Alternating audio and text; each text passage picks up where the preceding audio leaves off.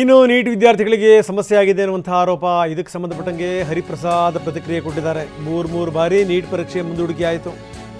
12ಕ್ಕೂ ಹೆಚ್ಚು ವಿದ್ಯಾರ್ಥಿಗಳು ಆತ್ಮಹತ್ಯೆ ಮಾಡಿಕೊಂಡ್ರು. ಪ್ರಧಾನಿ ಮೋದಿ ಮತ್ತು ಸಚಿವ ಧರ್ಮೇಂದ್ರ ಪ್ರಧಾನ್ ಕ್ಷಮೆ ಕೇಳಿದ್ರಾ ಅಂತ ಕೇಳ್ತಾರೆ ಕೆಪಿಸಿಸಿ ಅಧ್ಯಕ್ಷರು.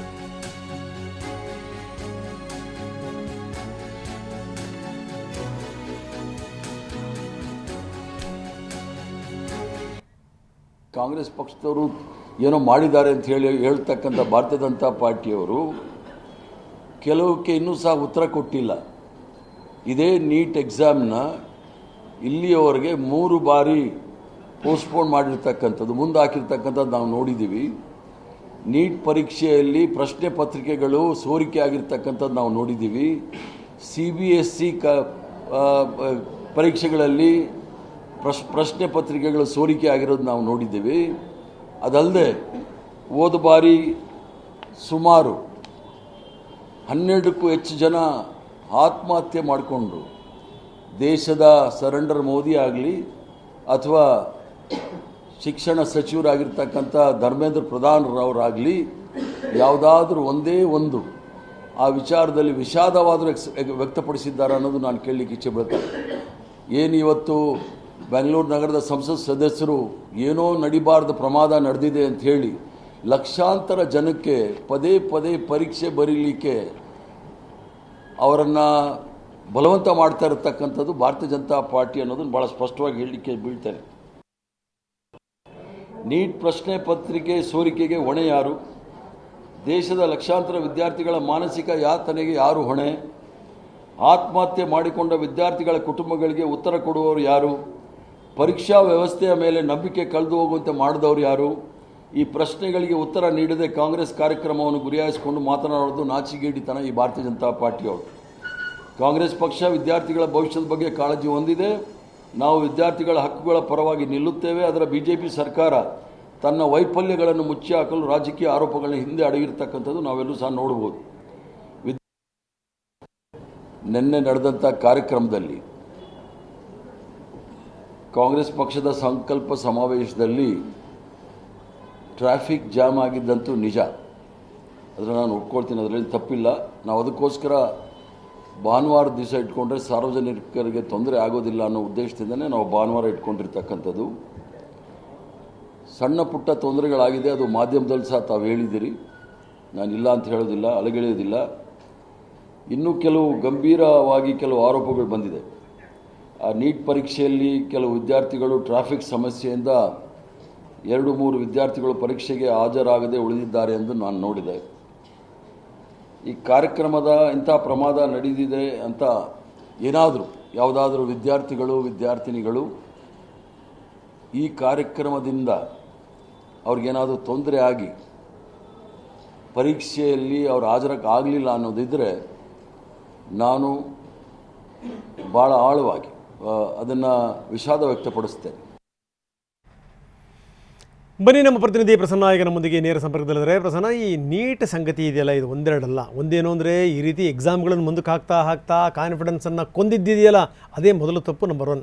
ನಂಬರ್ 2, ಇದೆಲ್ಲ ಆದಮೇಲೂ ಕೂಡ ತೀರ 1 ನಿಮಿಷ 2 ನಿಮಿಷ ಲೇಟಾಗಿ ಬಂದಿರುವಂಥವ್ರನ್ನೂ ಕೂಡ ಹೊರಗಡೆ ನಿಲ್ಲಿಸಿದ್ದಿದೆಯಲ್ಲ, ಇದು ಅಮಾನವೀಯ. ಇದು ಯಾಕಂದರೆ ಅವರು ತಲೆ ಚಿಚ್ಕತಿರೋಂಥ ದೃಶ್ಯಾವಳಿಗಳನ್ನು ನಾವು ನೋಡಿದ್ವಿ. ಸೊ ಇದು ಒಂದು ಸಂಗತಿ ಬಿಡಿ. ಇದೆಲ್ಲ ಆದಮೇಲೆ ಈ ನಿನ್ನೆ ಇಲ್ಲಿನ ಕಾರ್ಯಕ್ರಮ ಇತ್ತಲ್ಲ, KPCC ಅಧ್ಯಕ್ಷರ ಪದಗ್ರಹಣ ಕಾರ್ಯಕ್ರಮ. ಆ ಪದಗ್ರಹಣ ಕಾರ್ಯಕ್ರಮದ ಹಿನ್ನೆಲೆಯಲ್ಲಿ ಎಡವಟ್ಟಾಯಿತು, ಹೀಗಾಗಿಯೇ ವಿದ್ಯಾರ್ಥಿಗಳು ತಲುಪಕ್ಕಾಗಲಿಲ್ಲ ಅನ್ನುವಂಥ ಆರೋಪ ಇದೆಯಲ್ಲ. ಇದಕ್ಕೆ ಸಂಬಂಧಪಟ್ಟಂಗೆ ನಾಯಕರುಗಳು ಆಡ್ತಿರುವಂಥ ಮಾತು, ಇದೆಲ್ಲದರ ಜೊತೆಗೆ ಕುಮಾರಸ್ವಾಮಿ ಮಾತಾಡಿದ್ದಾರೆ, ಅಶೋಕ್ ಮಾತಾಡಿದ್ದಾರೆ, ಈಗ ಹರಿಪ್ರಸಾದ್ ಕೂಡ ಮಾತನಾಡಿರುವಂಥದ್ದು. ಇಲ್ಲಿ ಒಂದು ಸಂಗತಿ, ಈ ಅರಮನೆ ಮೈದಾನದಲ್ಲಿ ಯಾರು ಯಾವ ಕಾರ್ಯಕ್ರಮ ದೊಡ್ಡ ಕಾರ್ಯಕ್ರಮ ಮಾಡಿದ್ರು ಕೂಡ ಜನ ಪರದಾಡುವಂಥದ್ದು ಒಂದೆರಡಲ್ಲ. ಯಾಕಂದರೆ ನಿನ್ನೆ ನೀವು ನೋಡಬೇಕಾಗಿತ್ತು, ಈ ಅರಮನೆ ಮೈದಾನದಿಂದ ಹಿಡಿದು ಕೊಡಗೇಹಳ್ಳಿ ಕ್ರಾಸ್ ತನಕ ವೆಹಿಕಲ್ಗಳು ನಿಂತಿವೆ. ಒಂದು ಸೈಡಲ್ಲಿ ಆ್ಯಂಬುಲೆನ್ಸ್ಗಳು ಬಾಯ್ ಬಡ್ಕತ್ತಾ ಇವೆ, ಕೇಳುವಂಥವ್ರು ಯಾರೂ ಇಲ್ಲ.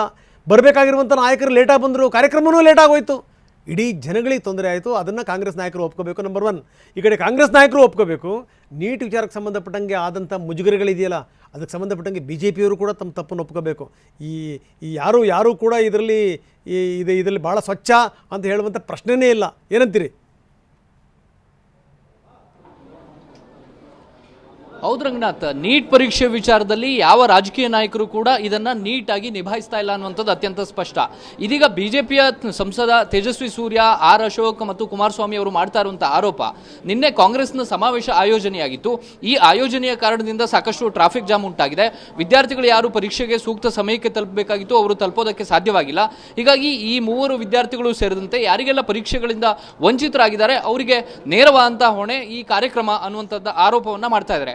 ಅದರಲ್ಲೂ ಪ್ರಮುಖವಾಗಿ ಸಂಸದ ತೇಜಸ್ವಿ ಸೂರ್ಯ ಅವರಂತೂ ಕಾರ್ಯಕ್ರಮವನ್ನ ಇನ್ನೊಂದು ದಿನ ಆಯೋಜನೆ ಮಾಡಬಹುದಿತ್ತು. ನಿನ್ನೆ ನಡೆದಂತಹ ಪದಗ್ರಹಣ ಕಾರ್ಯಕ್ರಮದ ಬದಲಾಗಿ ಇನ್ನೊಂದು ದಿನಾಂಕವನ್ನ ವಿದ್ಯಾರ್ಥಿಗಳ ಕಾಳಜಿಯ ದೃಷ್ಟಿಯಿಂದ ಮಾಡಬಹುದಿತ್ತು ಅನ್ನುವಂಥ ಒಂದು ಆಪಾದನೆಯನ್ನ ಮಾಡಿದ್ದಾರೆ. ಇದಕ್ಕೆ ತದ್ವಿರುದ್ಧವಾಗಿ ಇದೀಗ ಕಾಂಗ್ರೆಸ್ನ ನಾಯಕರು, ಸಚಿವರು ಮತ್ತು ಕೆಪಿಸಿ ಅಧ್ಯಕ್ಷರು ಕೂಡ ಉತ್ತರವನ್ನ ಕೊಡ್ತಾ ಇದ್ದಾರೆ.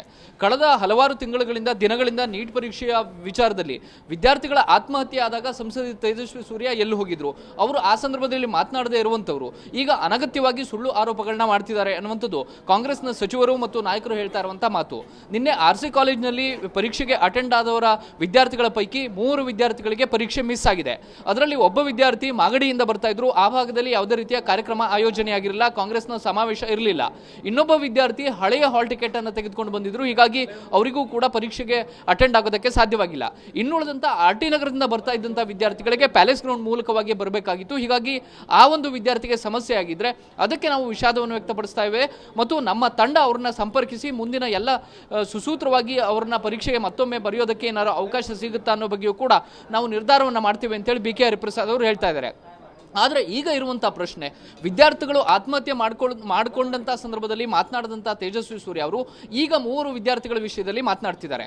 ಜೊತೆಗೆ ಸರ್ಕಾರ ಇದನ್ನು ಸರಿಯಾಗಿ ನಿಭಾಯಿಸಬೇಕಾಗಿತ್ತು, ನಿಭಾಯಿಸದೇನೆ ಇರುವಂತಹ ಸರ್ಕಾರ ಇದೀಗ ರಾಜ್ಯದ ಗೃಹ ಇಲಾಖೆ ಇರ್ಬೋದು, ಬೇರೆ ಬೇರೆ ಇಲಾಖೆಗಳು ಸಂಬಂಧಪಟ್ಟಂಥವರು ಅವರು ಕೂಡ ರಾಜಕೀಯ ಕೆಸರೆರಚಾಟದಲ್ಲಿ ತೊಡಗಿದ್ದಾರೆ. ಹೀಗಾಗಿ ಈ ನೀಟ್ ಪರೀಕ್ಷೆಯನ್ನ ನೀಟಾಗಿ ನಿಭಾಯಿಸಬೇಕಂತ ನಾಯಕರು ಪರಸ್ಪರ ಕೆಸರೆರಚಾಟದಲ್ಲಿ ತೊಡಗಿರುವಂಥದ್ದು ವಿದ್ಯಾರ್ಥಿಗಳ ಹಿತದೃಷ್ಟಿಯಿಂದ ಖಂಡಿತ ಒಳ್ಳೆಯದಲ್ಲ.